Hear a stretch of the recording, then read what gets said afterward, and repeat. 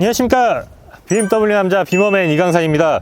오늘은 플래그십 SUV인 X7을 준비해 봤는데요. 이 X7 같은 경우에는 플래그십 SUV 중에서 패밀리카로 좀 많은 사랑을 받고 있는 차량이라고 보시면 될 것 같습니다. 수치적으로 좀 말씀을 드리면은 작년에 4,400대가 판매된 차량이고요. 하루에 12대가 평균적으로 출고됐다고 보시면 될 것 같습니다. 그럼 그 이유를 자세하게 하나하나 만나보시죠. 차량의 전면부를 보시면은 역시 BMW 상징이라고 할 수 있는 키드니 그릴이 장착되어 있고요. 7시리즈와는 다르게 아이코닉 글로우가 안쪽에서 폭포수처럼 적용된다고 보시면 될 것 같습니다. 그리고 헤드라이트 쪽을 보시면은 데이라이트와 헤드램프가 나뉘어져 있는 모습을 보실 수가 있는데, 주간주행 등이 들어오면 조금 더 날렵한 인상을 가진다고 보시면 될 것 같고요. 헤드램프가 점등이 되게 되면은 좀 더 강렬한 인상이라고 보시면 될 것 같습니다. 측면으로 보시게 되시면은 플래그십 SUV답게 굉장히 웅장한 크기를 자랑하고 있는 모습을 보실 수가 있고요. 사이드 스텝이 적용되어 있어서 좀 더 패밀리카에 걸맞는 옵션이 아닌가 생각이 되기는 합니다. 네, X7 같은 경우는 휠이 22인치로 전부 적용되게 되는데 DP 모델과 M 스포츠 모델이 좀 다르게 적용되기 때문에 이 부분 참고해 주시면 될 것 같고요. 그리고 2열을 먼저 좀 보시면은 지금은 7인승 모델이기 때문에 캡틴 시트로 들어가 있지 않고 벤치 시트로 적용되어 있는데, DP 모델, M 스포츠 모델 전부 다 7인승, 6인승 모델이 선택이 가능하시거든요. 6인승 모델은 캡틴 시트로 좌우 독립된 시트가 2열에 적용된다고 보시면 될 것 같습니다. 그리고 3열 같은 경우에는 탑승하실 때 버튼 하나만 눌러주시면은 굉장히 편하게 탑승이 가능하고요. 2열 시트 자체가 앞으로 굉장히 젖혀지기 때문에 3열 탑승하는 것도 굉장히 손쉽게 탑승이 가능하다고 보시면 될 것 같습니다. 그리고 X7 같은 경우는 후륜 조향 시스템이 적용되어 있기 때문에 좁은 골목길이나 유턴 하실 때 혹은 차선 변경 하실 때까지 고려한 후륜 조향 시스템이 적용되어 있다고 보시면 될 것 같습니다. 60km 이상에서는 앞바퀴와 같은 쪽 방향으로 돌아가게 되고요. 60km 이하에서는 반대쪽 방향으로 후륜 휠이 조향되기 때문에 짧은 회전 변경을 가져가실 수가 있습니다. 그리고 트렁크 같은 경우는 클램쉘 게이트가 적용되어 있어 위아래로 열리는 모습을 보실 수가 있고요. 에어 서스펜션이 적용되어 있어서 하단에 있는 버튼으로 트렁크 차고를 좀 낮추실 수 있는 옵션까지 적용이 되어 있습니다. 그래서 무거운 짐을 적재하실 때는 좀 더 손쉽게 적재할 수 있다는 옵션이 적용이 되어 있습니다.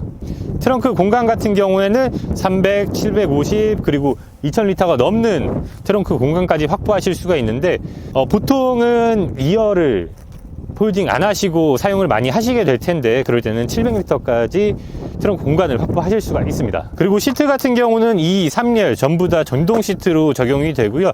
다만 3열 탑승하실 때 헤드레스트만 뒤로 젖혀주시면은 손쉽게 탑승이 가능합니다. 그리고 짐을 최대로 실으실 때도 이제 버튼 통해서 활용이 가능하고요.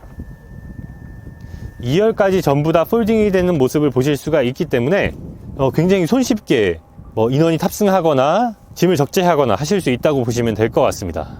그리고 이 X7 같은 경우에는 3열을 굉장히 배려했다고 보실 수 있는 모습들을 곳곳에서 보실 수가 있는데, 3열 공조기를 3열에서 직접 조작할 수 있는 버튼들이 마련되어 있고요.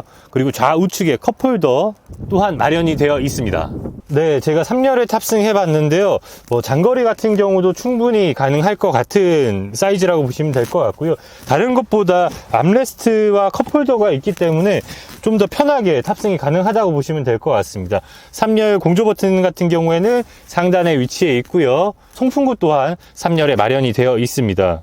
그리고 하단에 보시게 되시면은 충전기 또한 C타입으로 마련되어 있다는 점을 보실 수가 있으실 것 같습니다. X5보다 훨씬 여유 있는 공간을 보여준다고 보시면 될 것 같습니다. 네, 제가 2열 같은 경우를 3열에 앉기 편한 정도로 맞추고 앉아봤는데요. 이 정도 공간이면은 장거리 주행도 굉장히 가능할 정도로 시트 포지션이 나온다고 보시면 될 것 같습니다. 암레스트 같은 경우도 내려서 훨씬 편하게 이용하실 수도 있고요. 캡틴 시트 같은 경우는 이 벤치 시트보다 좀 더 안락한 착좌감을 보여준다고 보시면 될 것 같습니다. 그리고 썬루프 같은 경우는 파노라마 썬루프로 적용되어 있긴 하지만 굉장히 넓은 통창이 2열 쪽에 마련되어 있다고 보시면 될 것 같고요. 오픈은 1열만 된다고 보시면 될 것 같습니다. 그리고 하단 쪽으로 보시면은 에어벤트가 B필러 쪽에도 마련이 되어 있고 센터 콘솔 쪽에도 마련이 되어 있고요. 3열과 마찬가지로 공조기 조작이 가능한 버튼들도 마련이 되어 있습니다. 이 충전구 같은 경우에는 C타입으로 센터 콘솔 하단과 1열 시트 뒤쪽에도 마련이 되어 있어서 좀 더 원활하게 충전을 하실 수 있는 조건이 갖춰졌다고 보시면 될 것 같습니다. 그리고 2열에서 이제 전동 썬블라인드를 활용하실 수 있는 거는 6GT 차량에서도 보셨을 텐데요.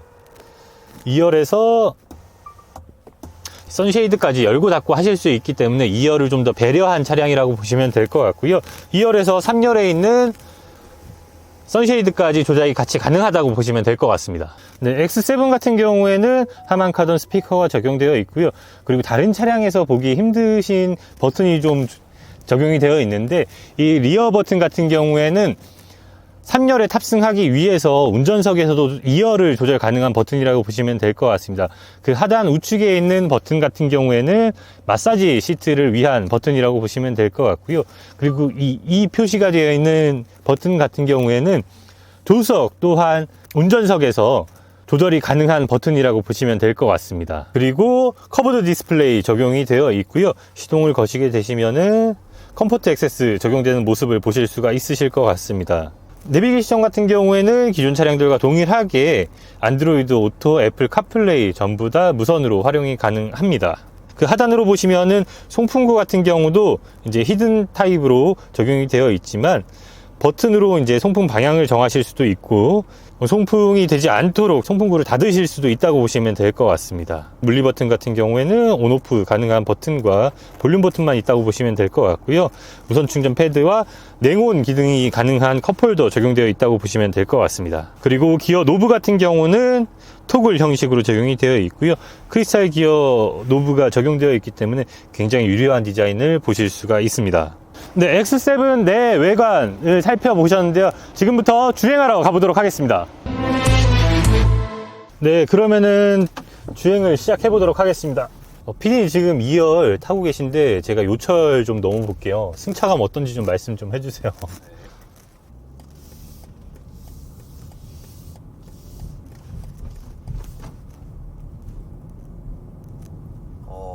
제가 3시리즈를 타고 있는데 네. 확실히 비교 대상은 아닌 것 같아요. 그쵸. 들어가 있어서 이게 좀 물렁한 느낌도 있고, 근데 방지턱을 타고 내려왔을 때 자세를 또 바로 잡아주는 것 같은 느낌도 들어서 역시 비싼 값을 하는 것 같아요. 그리고 이 X7이 2.6톤 정도가 되는데 이 오르막길 같은 경우도 굉장히 잘 올라가는 모습을 보실 수가 있고요. 3000cc의 마일드 하이브리드 시스템이 적용된 40i 모델이거든요. 조금 더 속도를 내서 요철을 넘어 보도록 하겠습니다. 지금이 30km 정도 되고요. 굉장히 부드러운 모습을 보여주고 있는데 정말 이 비싼 값을 하는 모델이라고 보시면 될 것 같아요. 차량 금액이 1억 5천만 원대가 되기 때문에. 그리고 이렇게 좀 급코너를 돌아가는 것도 2.6톤의 무게가 이렇게 가볍게 돌아가고 나한테 데미지가 안 오는 게 이 횡지가 안 느껴질 정도로 굉장히 가볍게 돌아가는 모습이거든요. 뭐 높은 속도는 아닙니다만 이런 그 횡지가 안 느껴지고 고속으로 코너를 돌아가는 모습이 이 운전자한테는 그 전부 운전 피로도가 될 수 있거든요. 그리고 잔요철이 있을 때 덜컹거리는 소리하고 이런 거는 이제 올라오긴 하는데 이 시트까지 올라오는 그 걸러주는 감쇄력이 굉장히 좋다고 보시면 될 것 같아요. 지금 이런 요철을 좀 일부러 조금 밟아보고 있는데 이 스트레스가 굉장히 적은 게 저는 놀랍습니다. 그리고 차선 변경을 조금 급하게 했을 때도 차체를 좀 바로 잡아주는 모습을 보실 수가 있고요.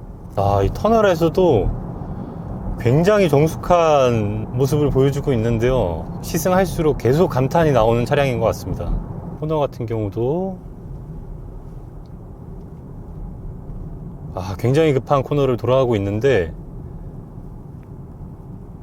롤링이 거의 느껴지지 않을 정도라고 보시면 될 것 같고요. 이 SUV에서 보여주기 힘든 거동이라고 보시면 될 것 같아요. 이제 고속화도로에서 속도를 좀 올려서 한번 테스트를 해보겠습니다. 급하게 차선 변경을 하게 되면은 바로 자세를 잡아주는 모습. 갑자기 차선 변경을 하게 됐을 때 이 차체의 움직임이 운전자에게 전해주는 게 굉장히 중요하거든요. 근데 급차선 변경이 아니고 일반적으로 차선 변경하는 것과 비슷한 모습을 보여주고 있다고 보시면 될 것 같습니다. 고속에서 이런 잔유철 또한 굉장히 잘 걸러주는 모습을 보실 수가 있고요. 그리고 차량 제고 같은 경우에는 지금 현재는 대기기간이 좀 짧다고 보시면 될 것 같고요. 바로 즉시 출고 가능한 차량도 있다고 보시면 될 것 같습니다. 그리고 X7 같은 경우에는 차량 가격이 있다 보니까 운용리스 상품 이용하시는 고객분들이 좀 많이 계시거든요. 운용리스 상품 같은 경우에는 한 달에 100만원씩 5회 지원되는 월납지원금 상품이 또 마련되어 있기 때문에 사정상 월납지원금을 몇 달은 좀 적게 내고 싶다고 하시는 분들도 계세요. 그렇기 때문에 차량 재고가 있을 때 먼저 선점하실 수 있다는 장점도 있을 것 같습니다. 그리고 이 앞쪽에서 유턴을 해볼 건데요. 유턴하면서 차선을 얼마나 차지하는지 또한 한번 확인해 보도록 하겠습니다.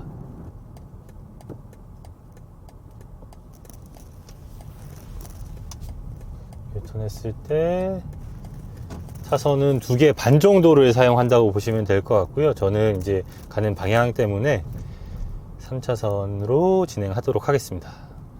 그리고 돌아갈 때는 저희가 이제 반자율 주행 기능을 사용을 해볼 건데요. 반자율 주행 기능 같은 경우에는 스티어링 휠 좌측에 있는 버튼으로 사용이 가능하고요.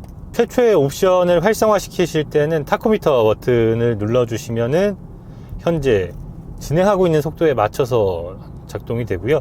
그 옆에 있는 세트 버튼을 눌러주시게 되시면은 현재 도로 속도에 맞는 속도로 설정이 되게 됩니다. 그리고 전방 화면을 보시면은 좌우측 차선과 지금 차량이 내가 가고 있는 차선을 잘 인식하고 있는지, 그리고 앞차를 잘 인식하고 있는지까지 표현이 되기 때문에 굉장히 직관적으로 확인을 하실 수가 있다고 보시면 될 것 같습니다. 그리고 앞 차량이 이제 속도를 줄이게 되면 자연스럽게 속도를 줄이는 게 굉장히 강점이라고 제가 6GT 촬영을 하면서도 말씀을 드렸는데, 사실 스티어링 휠만 파지를 해주시면은 장거리 주행하실 때 굉장히 도움이 많이 되실 것 같습니다. 그리고 이 반자율 주행 기능을 활성화하고 나서 지금처럼 음성 인식 기능을 통해서 편안하게 옵션들을 활용하실 수가 있고요. 안녕 BMW, 운전석 창문 열어줘. 알겠습니다. 이런 것처럼 굉장히 시끄럽네요. 이런 것처럼 제가 버튼을 직접 조작하지 않아도 이제는 차량이 알아서 이런 옵션들을 전부 다 적용해 주기 때문에, 안녕 BMW, 운전석 창문 닫아줘. 알겠습니다.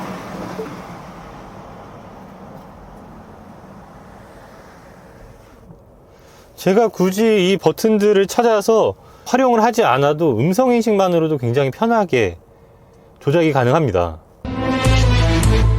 네, 오늘은 BMW의 플래그십 SUV X7을 만나보셨습니다.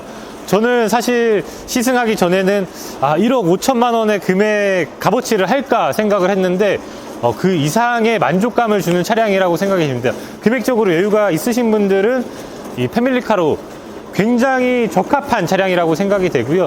다만 6GT가 패밀리카의 정석이라고 말씀드렸던 부분은 금액적인 부분을 무시할 수 없기 때문에 그렇게 설명을 드렸다고 생각해 주시면 될 것 같습니다.